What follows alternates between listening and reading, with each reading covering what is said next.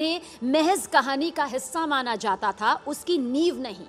Absolutely, and you guessed it right. This is the cinema Shakti that we have for you. The arm candy at that time and the damsel in distress has made way for the women-oriented films. While that move was a welcome step, branding cinema steered by a woman as niche didn't do as much justice to the talented drivers of the venture. But today, there's a whole lot of creative acumen of women in cinema and content who have reshaped the industry, led the charge, and driven narrative changes. They are the sheroes, or the heroes, I must say, that India has begun to dote on. But before I invite a very special guest on the stage today, let me please invite our colleague Shireen Bhan back on the stage. And ladies and gentlemen, please join us in welcoming the talented Shraddha Kapoor, who has proven time and again that she is an intrinsic part of cinema's evolving landscape.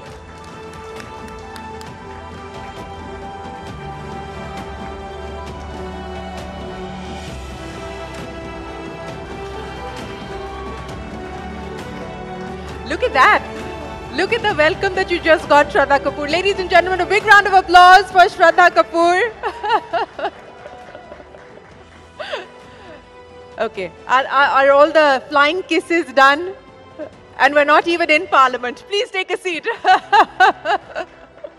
Well, I can see that we've got a couple of tables full of your fans right here, Shraddha. But for those of you who haven't followed her career as closely as her fans have, let me very quickly take you through her journey so far. You've been in the industry for a little over 10 years now? I think so. You think so? I think so. Does it feel much longer?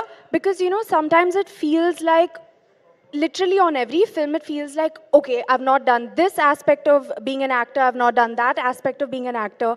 So every film feels like a debut in some way or the other.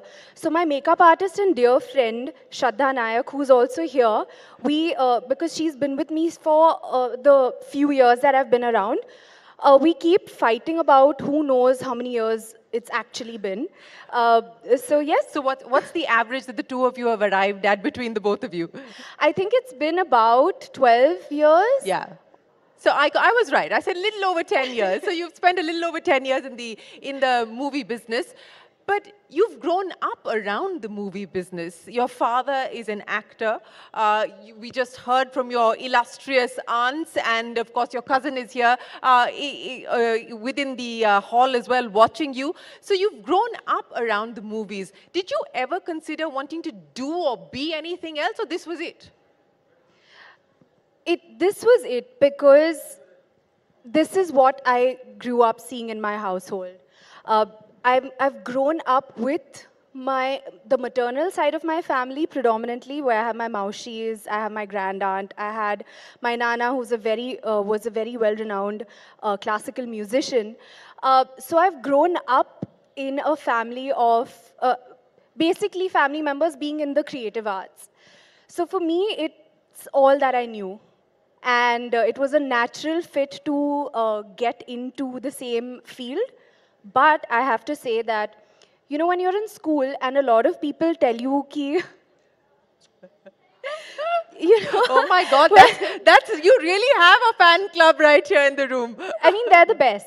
You know, there's so much love that I get from my well-wishers and my fans. It just overwhelms me all the time. So I have to say that, for me, you guys threw me off track now. You were narrating an incident from school. And fully threw me off track.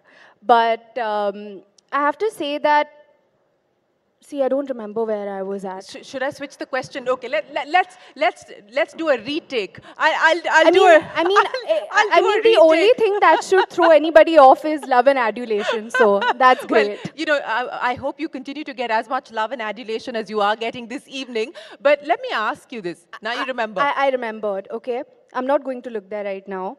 But you know, जब हम school में जाते हैं and people tell you in school that, if your family member is a doctor or any other field or an actor, you naturally have this rebellious side to you where you say, no, I'm not going to go into the same field. Yeah. So I naturally had the same side to me where when people would tell me, you're going to be an actress, of course you're going to be an actress. And I'd be like, no, I'm not. But deep down, I always wanted to be.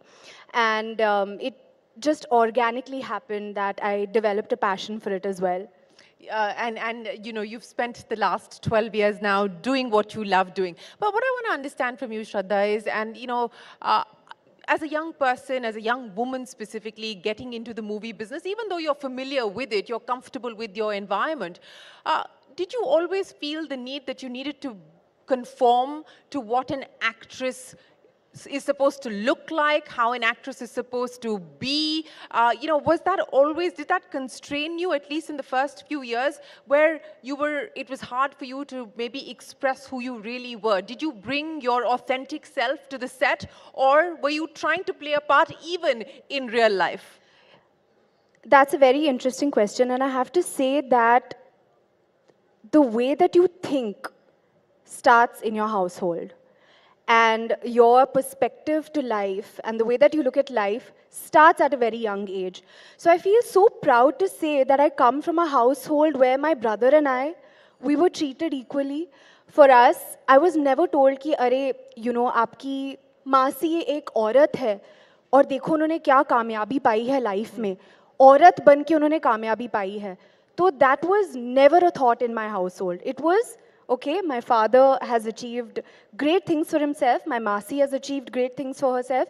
You should also strive to be like that. So having been brought up in that manner, I have to share that when my first films didn't do well, there were a lot of people who were telling me that, oh, you know, as an actress, if your first two films don't do well, then you know, you will never get any films and you will... There were a lot of people around me who said that, but I did not have that in my household. And I feel like that was such a strong foundation for me. And a lot of my thinking came from the conversations that I've had at home. Be it, to answer your question, I would say that it wouldn't strike me that an actress has to be a certain way or has to behave a certain way, because I'm very happy that my foundation made me think very normally, very differently, that it applies to both genders.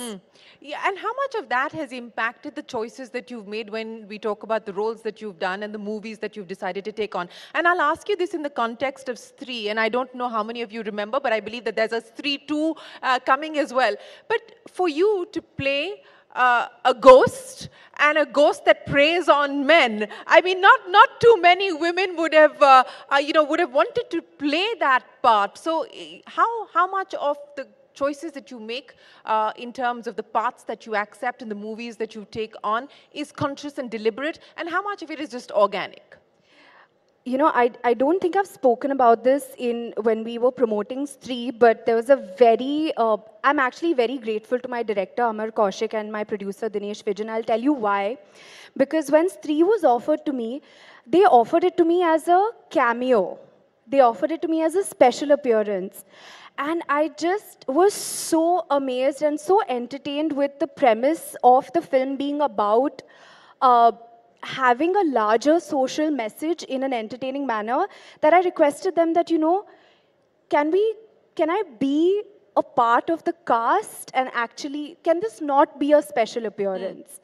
I don't want to feel that this is a special appearance. And they completely agreed to that. Well, it changed the whole movie then. And I feel like for me to be a part of that, to be the front runner, to be right there, proudly being on the poster of that film and being right in the front, I felt that I'm proud of this film because for filmmakers to touch upon, as I said, social causes, social conversations in an entertaining manner, I don't know how many of them do it very successfully.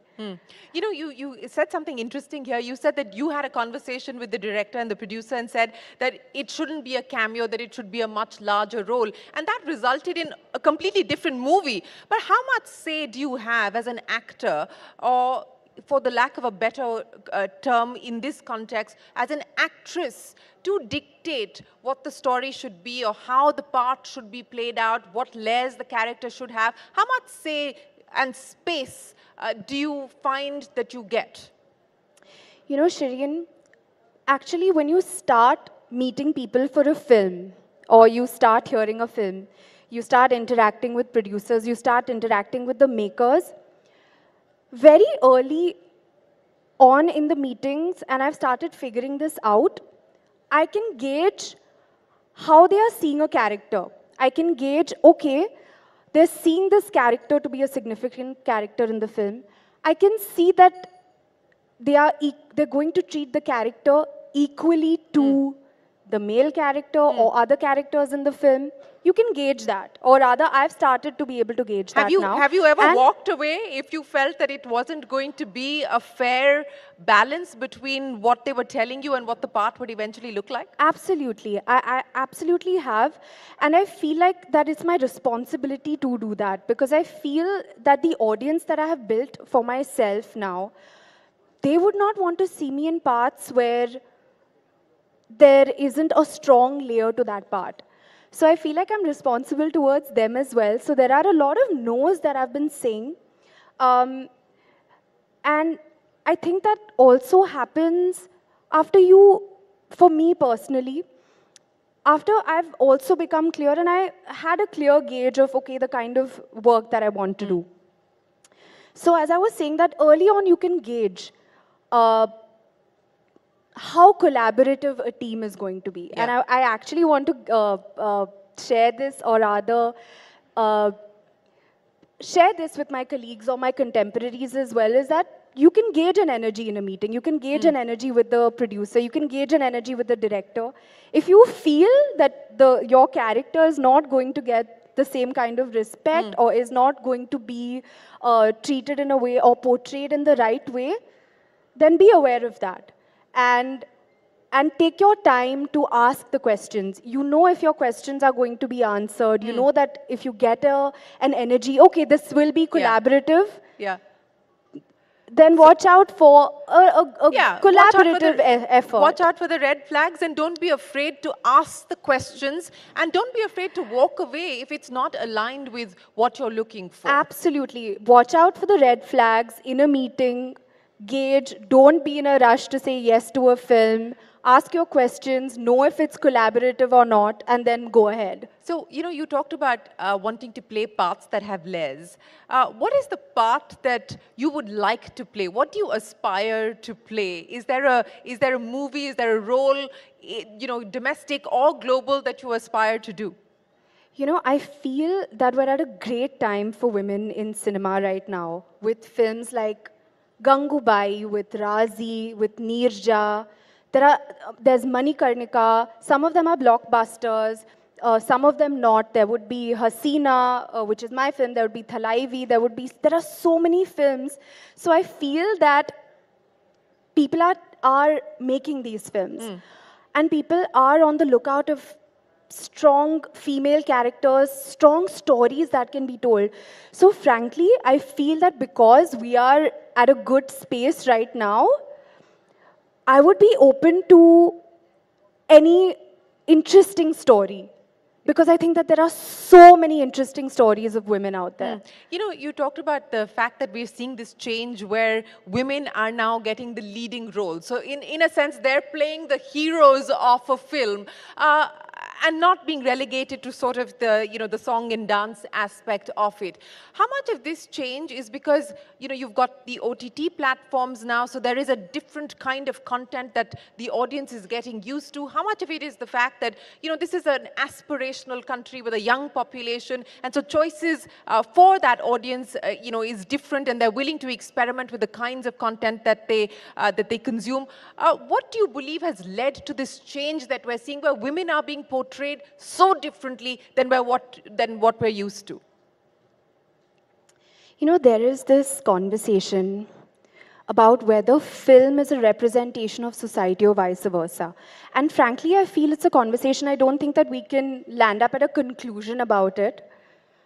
I can comment on what I've observed. I do feel that even before the entire OTT wave came on, we've had films like Neerja, we've had films released before where they have been about, women being the central character. So I also feel like, a lot of the times I hear that people say that, on OTT you can experiment, but I don't entirely agree with that. I feel like we have seen some massive theatrical releases. That's right. So I don't agree with that particularly. I feel that it's also about the market in some way, if I may say so. Yeah. I also feel that that has a role. It also Absolutely. has to do with times. There are different topics, there are different social topics which are of relevance. Back in the day, we didn't have touch screen phones. We didn't have people watching content on their phones. Yes. The allure of going to a theater was very different. I don't remember when exactly touch screen phones came, but I didn't have a touch screen phone. I remember that. Well, so they've been around for a while now. So and they've been around for a while, but I remember that I had the button phone as one of my first phones. Yeah. And so I feel that cinema also changes with the times. And with technology, and with the fact that we now have single screens and multiplexes coexisting, and that has changed the way that people consume their movies. You know, speaking of phones and speaking of technology, what has also changed is the fact that you now have social media. I don't know how many of you know this. She has 85 million followers on Instagram. Is that the last count? I don't remember exactly, but it's 80 plus. It's 80 plus, so 80 million followers on Instagram. Who is the real Shraddha Kapoor? Is what we see on Instagram the real Shraddha Kapoor? 100%. Absolutely, that's me. I love sharing when I'm having my poha. I love sharing when I'm enjoying my cup of chai in my little cup, which I'm so attached to, that every day I'm like, is my cup okay? Is my cup okay? The polish of my cup is coming off, but I still want to share. And people know that, I love sharing that. What else? What did I have for dinner? I love sharing. Is there such a thing as oversharing, or you don't believe that there's any concept of oversharing? I feel very, very fortunate for the kind of relationship that I've developed with my well-wishers and fans. I'll be very honest with you. I think it's extra special, if I may say so. We have like-minded thoughts. Even when I go out somewhere and someone tells me, I have the same handbag that I saw in your post. And we discuss, someone will say that, I have the same trousers that you have, or the same kurta that you have. And it's so nice. It's so nice to feel like one big happy family. Yeah. And but what about the mystery and the mystique and the aura? I mean, before Instagram and before social media, you knew very little about the personal lives or behind the scenes or what an actor or an actress were like. And that perhaps that mystique and that mystery perhaps elongated their careers as well. Do you believe that is the case, and perhaps this need to constantly put things out about yourself and share as much as you do takes away from that? I feel like we hear this conversation happen very often, but I really wonder, say in the 1950s, if they had Instagram, would they not use it? I'm wondering, right? Would they not use Instagram if they had touchscreen phones and the OTT platforms? Would they be like, no, I'm not going to watch something on my phone? I wonder. So I feel, again, we go back to that conversation about changing times and technology, and basically, the only constant is change, right? Yeah. It's pretty much that. I do feel that from my personal experience, my relationship with my fans has been enhanced to a whole other level being on social media. Because of the immediacy of the contact as well as the access that you've been able to give them. So you do control the narrative and you control your own story as well. And I have to tell you that the kind of joy that I feel when I'm reading their DMs or when I get to go on. Do you read them, or do you have a social media manager? I read them, and I have to say that I have to tell myself, okay, how much has my screen time been today? I have to look at that as well. But it's all me, and I have to tell you that the joy that I get when I read DMs and when I read comments and I get to interact on comments, and you really know what someone is thinking. You know, I don't know how much of that existed because Yeah. I would imagine that stardom was also a lot more sheltered, perhaps. Yeah. To a certain degree, Yeah. is my imagination of it. So I have no qualms in the era that I'm in, and I'm embracing it wholly and solely. Yeah, clearly, with 85 million followers, it clearly shows that you're embracing it. But you know, that's the good and the bad side of this. So the good is that you're getting all of this adulation and love immediately from your fans, and they're responding to you pretty much in real time. But you can also have a situation where you have people not say very nice things to you because anonymity provides that safety to say whatever you want to say without any consequences. How do you deal with that? I apply the same kind of thinking that I've been brought up with, which is perspective, which is what you pay attention to grows. If you believe, if I focus on the love and adulation, and if I focus on also trying to hope that when I share candid aspects of my life, maybe someone is going to get inspired in some way also. So I focus on that very, very frankly. And I feel that that is something that I use also as my strength. Well, you know, speaking of strengths and things that you're looking forward to, and people that you worked with, who do you look up to as the iconic sort of star that inspires you? And from your peer group, you know, is there a peer that you feel more connected with or connected to in terms of the kind of work that they do? So icon and peer. I have so many people I look up to. So many icons that I look up to. I have them in my own household. I admire them for the way that they've brought me up to begin with. And of course, the kind of work that they've done has been phenomenal. In my peer group, there's so many people doing such good work. I recently watched Rocky or Rani Ki Prem Kahani, and I absolutely loved Alia in it. I thought that she was extremely effortless, so natural, an absolute delight to watch, and I thoroughly enjoyed watching her. Well, okay, so that's one big point there for Alia Bhatt in her latest movie. But, you know, I can't let you go. And again, she's a woman with many talents. One is, of course, that she's a beautiful singer.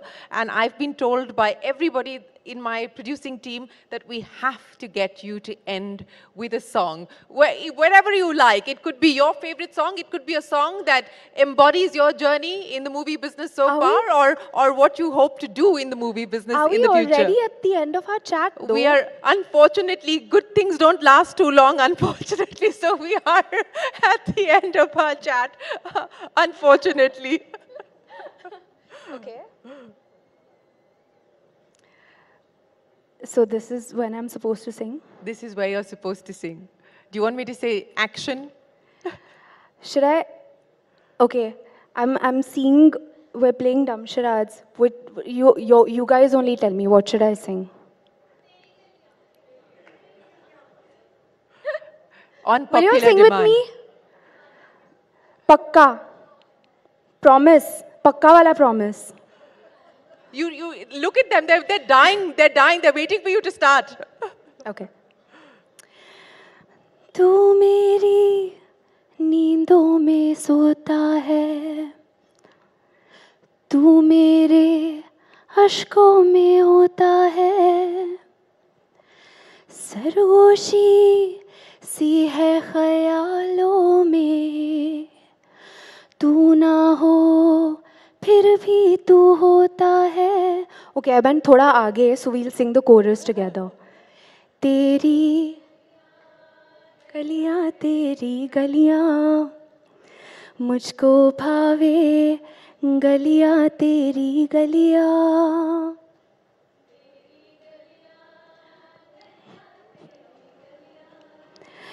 यूं ही तड़पावे गलियां तेरी गलियां.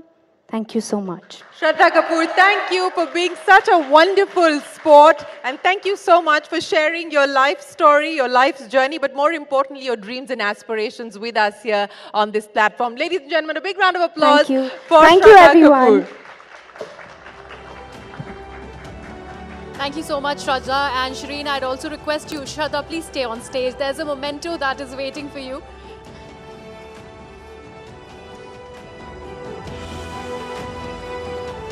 SheShakti का हिस्सा बनने के लिए और अपना कीमती वक्त देने के लिए श्रद्धा, बहुत बहुत शुक्रिया आपका.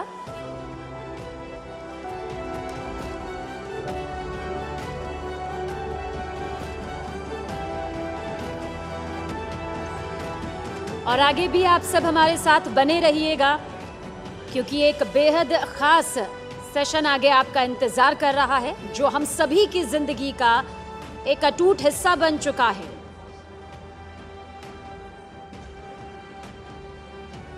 Ladies and gentlemen, Shraddha Kapoor, thank you so much.